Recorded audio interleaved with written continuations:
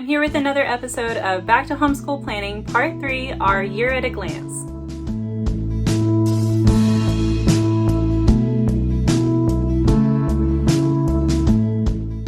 Hey friends, welcome back to Regular Secular Mama. If you're new, my name is Cassie, and I'm a homeschooling mom to two kiddos who are currently ages 9 and 12 years old. If you've been following my planning series, then you already have a nice big list of resources and curriculum that you plan to use in the next school year. If you have that written down somewhere, go ahead and pull it out. If you have it on a computer, pull it up in front of you while you watch this video. We are going to map out what your year at a glance might look like. This past school year, I was playing around with using Notion for digital homeschool planning, partly because I live in an RV right now and space is at a premium, so I really can't have a whole lot of teacher books laying around or binders or things everywhere. I needed to get as little paper things as possible in my RV. I had a lot of fun playing with it, and there are some things that I think Notion does really, really well and is really, really helpful for when it comes to homeschool planning. But I think this whole year at a glance, year overview thing is a little too cumbersome, I guess. It was a little too many things I had to do to get it to look good in Notion, if that makes sense. So this next year, what I'm gonna do is something that I did the previous year actually, and I just use a Google Spreadsheet to keep it simple. I thought living in Florida that I would need to keep really detailed records and be able to show things in a lot of detail when it comes time to do our portfolios, but I'm finding I'm not really needing to do that, and so I'm going to take a much simpler approach to planning our school stuff for next year. Keep watching as I pull up a B-roll and show you exactly how I'm going to use Google Sheets to map out our school year. I have not actually done this yet, so you are following along with me as I do this. So what you're looking at here is a document that I have on Google Drive. Google has a free version of like Microsoft Excel spreadsheets. So what this is, it shows my whole year at a glance and kind of a breakdown of what I think I'll be covering each week. And then I also have a calendar that shows kind of my whole year at a glance and which weeks we did school and which weeks we took breaks. I used to keep track of this stuff on paper, but I found that I really liked being able to edit things and move weeks around without, having such a messy page. So this is a format that I used the year before last, and this is what I'll be using next year. So just to get used to it again, I've been doing this for the last couple of weeks, just keeping track of what our lessons look like. The way I did this is I filled in what I thought we would be doing, for the next few weeks, where I thought we would be. And then as I'm planning, I go in and just update the current week and change the color of it. This is the week we're on right now. So I can change exactly what we did do instead of, what I think we're going to do.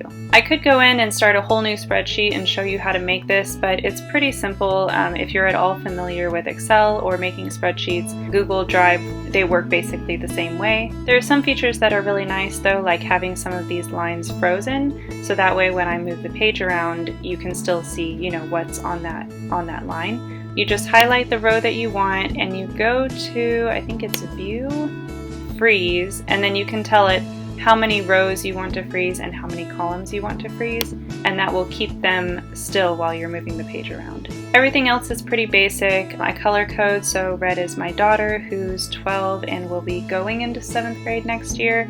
Green is my son who is going to be 10 in about a week, and he'll be going into 5th grade next year. Another feature that maybe some people don't know much about is creating notes. If you right click on a box, you can insert a note and type whatever you need, and then it's there if you need like a reminder of how you were planning to use that space.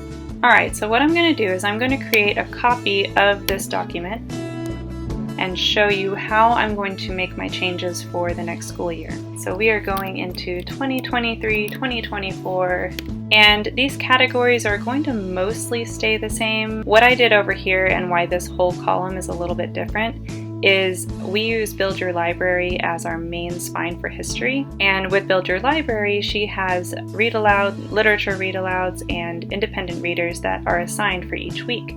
Now, we don't follow the history schedule exactly. For example, here we started week 1 and went through it pretty quickly, and then we were able to start week 2, but we didn't finish week 2, until this week. So we're often very off on the schedule. What I did is I put in the readers and the literature read alouds that are supposed to go with that week, so that way I could see, okay, do I want to assign this to my daughter or my son if he's ready to read that when we get to that week in history, or is there something else that we're going to be reading? For example, here she's reading a book to go along with our science that she's going to be doing a project on. So I won't be assigning this, but at least I'll know what book does go with it according to Build Your Library. So that category or subject is going to stay the same. We'll still be doing our literature read alouds. We'll be continuing the same history. My daughter is going to be continuing writing with skill, so I'm going to leave that the same. I may change this to just writing though, because there are some other things we may use for writing. And then she has her reading. Now, biology too. If you've been following me, you know that we are struggling to figure out what to do for science next year, and in fact we may not be doing very much science at all. We just, like today, we're looking at Khan Academy for filling in some middle school science topics. So if all goes well, we may actually be dropping Real Science Odyssey Biology too. That's not a knock on that curriculum at all, and I will have a review coming later on that, but we are very likely not going to be continuing Biology 2 for next year. So I'm going to change this just to science because we may just be using Khan Academy instead. Now for her, we are planning to use History Compass. If you follow Pandia Press and you have been watching what they publish, it is a brand new curriculum that they put out. It's basically like studying history like a historian and how to approach history research and study, you know, like a historian would. So that is something we're going to be including. So I think I'm going to make an entire section just for that because it's just for her and it's not a group topic like we normally do with our history studies. Now for math, she is going to be doing pre-algebra, but we have not finalized what math curriculum we're going to be using. I think we're going to be going with ThinkWell, but I'm not entirely sure because she hasn't used the samples that I printed for her yet. So I'm just going to put pre-algebra here. My son is continuing with writing and spelling and his reading, and he will be finishing Physics 1 and who knows, maybe some like interest-led science. So I'll leave that, and then he will be moving on to Math UC Epsilon. Now I'm just taking a look at the list that I wrote in my last video, and hopefully you have yours handy so that you can take a look at yours too. Yeah, I don't see anything else as far as like subjects for school that jump out at me. So all of this stuff here is going to be going away. Or at least I'll start by filling some things in. Now I don't actually know where we're going to stop for the year. Our year ends when the kids finish their math books, and that's how we've always done it. So if this is anything to go by, we'll end right around here. So I guess I will just plug in some of these weeks just to kind of get an idea. I'll just copy these and stick them up here, and maybe that's where we start.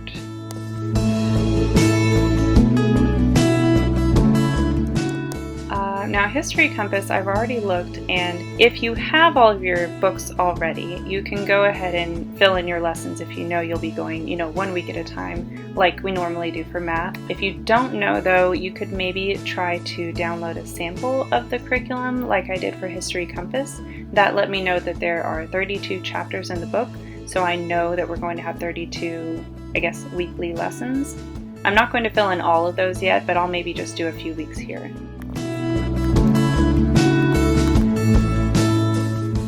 Again, I don't know exactly what pre-algebra we're going to be using. I know that for the time being, we will continue doing Writing with Ease and All About Spelling for my son. As soon as we finally get into a house and I can take my things out of storage, we're going to probably be trying IEW for him. But I don't have access to those materials yet, and I don't want to buy new materials, so I'm just going to keep doing this for now. And I don't know exactly what week he will be in physics, but I suppose I can guess we'll be around week 32. And then Math UC is nice because it follows pretty much the same format every year.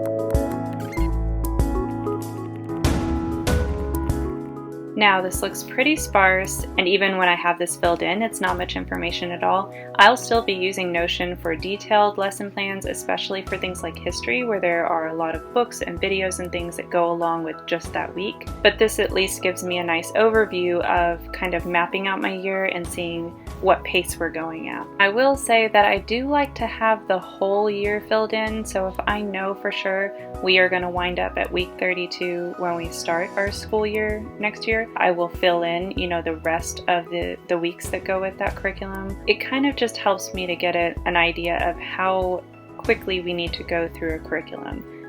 Most curricula go based off like 30 to 36 weeks, so it usually lines up pretty well, but I still like to kind of see it all at a glance. Anyway, okay, now that I have this set up and ready to be filled in, I can go over here to my calendar.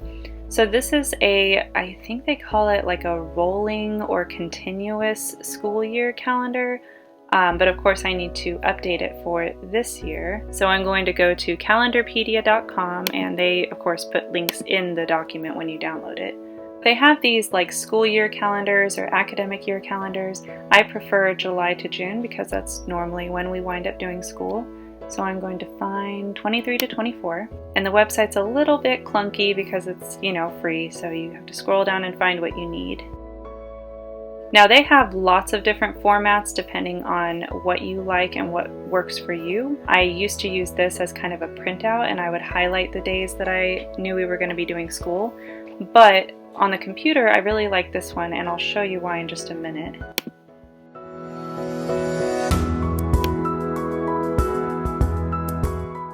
Okay, now that I have that downloaded, I'm going to go up to Import. And I'm just going to insert a new sheet into this same document. Otherwise, this would create a whole new document, and that's not what I want. So insert new sheet. There we go. This is my new calendar, so I really don't need to keep this one, but I do want to save some things like my color coding over here. So I'm going to copy that.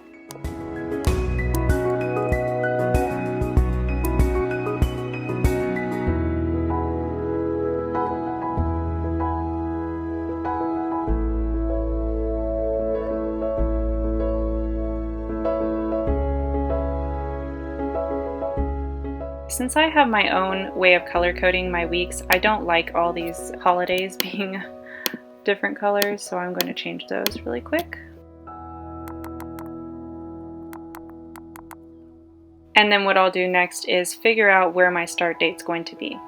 Now, on this year's curriculum year map, I anticipate that we will be finishing up the last math book around, oh goodness, it's going to take us a while. Let's just say, we'll call that summer school. Let's just say in a perfect world, we finish that week of June 26th. So let's see where that would be. Okay, that takes us to the very end of June. Now, because we got such a late start this year with moving and everything, we, of course, didn't finish until much later than I was hoping we would. So in order to hopefully finish by like early to mid-June, we're probably going to need to start earlier rather than later. I'm just going to say we'll take 3 weeks off for the summer. So if this is our first day of school, I'm going to use my green to note that that's the first day of school, okay? Now, I don't actually fill in the colors for any of this until after we have done a week of school. So, for example, back here in my calendar, you can see that all these yellow days are the days that we did school, and all these blue days are days that we took the week off or took a break. So down here, I have not filled any more than June 2nd because that's this week. But I will go ahead and fill in the days that I plan to take a break. That way I can get an idea of whether or not we're on track, if we're falling behind or whatever. I can decide, if I want to move those breaks, but at least I have an idea of when I think we're going to take a break. If we do 36 weeks of school, I know that I'm going to want to take off that long winter break. We used to do it in Texas and it was really, really nice. We took 6 weeks off here between Thanksgiving and New Year's. Oh, but those are funny days, aren't they? Let's just say those 6 weeks. I don't know what we'll do about New Year's, but we'll figure that out later. And then I don't like to go more than about 6 weeks before taking a break, just because we get a little burnt out. So say we take a break here.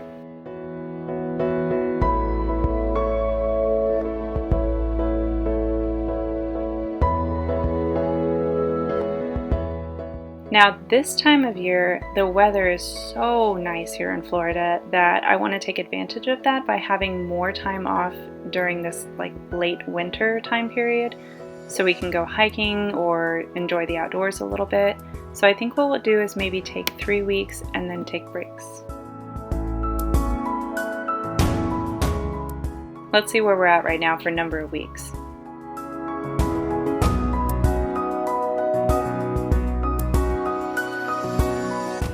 So if we start July 24th and go for 36 weeks with all these breaks, that puts us ending June 21st. I think that's going to work out okay. I would prefer to end a little earlier in June and start earlier in July, but I think that'll be just fine. And if we need to take an extra week off for a summer camp, we can do that. One thing that I forgot about that I did include in my old calendar was a week number here, and I think I'm going to include that over here as well.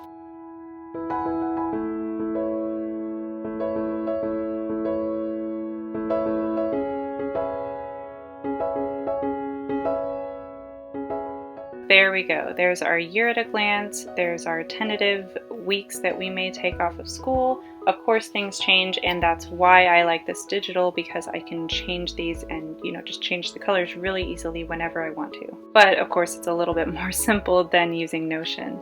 Now, if this was the only way that you were keeping track of what you're doing for school and you didn't really have this sort of information mapped out anywhere else, that might be enough for your state's requirements to show what you're doing for homeschool, and it might not be. So again, I really encourage you to go online and find your state requirements and make sure that you are doing what you need to do to report to your state.